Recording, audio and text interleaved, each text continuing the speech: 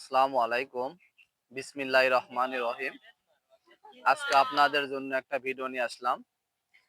ভিডিওটি হচ্ছে সেহের বা জাদু কিংবা জিনগ্রস্ত রোগীকে আপনারা কিভাবে রোগিয়া করবেন, অথবা যদি আপনি নিজেই জিনগ্রস্ত রোগী অথবা সেহেরে আক্রান্ত রোগী হন, নিজের রোকিয়া নিজেই কিভাবে করবেন ইনশাল্লাহ সম্পূর্ণ বিদ্যা আজকে আপনাদের মাঝে আমি বলে দিব।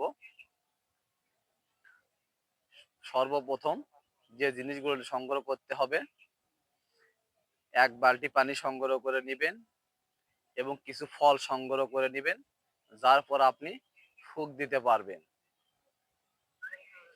সেটা হচ্ছে, তারপর যে রোগীকে আপনি সেরে আক্রান্ত বা জিনগ্রস্ত আক্রান্ত রোগীকে আপনি সামনে বসে 10 থেকে 15 মিনিট সূরা ফাতিহা পাঠ করুন। তারপরে সূরা ফাতিহা পাঠ করার পরে আপনি ওই বালতিতে ফুঁক দিন এবং ওই রোগীকে শরীরে ফুঁক দিন।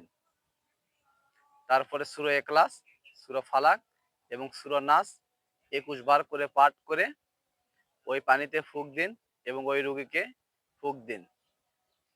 ইনশাআল্লাহ অল্প কিছুক্ষণের মধ্যেই রোগী সুস্থ হয়ে যাবে।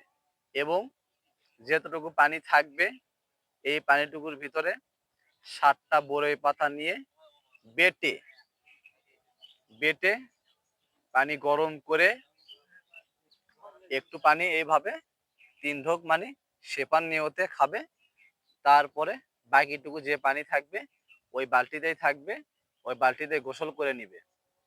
ইনশাল্লাহ রোগী অল্প কিছুক্ষণের মধ্যে আল্লাহ পাক যদি চায় তো ইনশাল্লাহ সুস্থ হয়ে যাবে।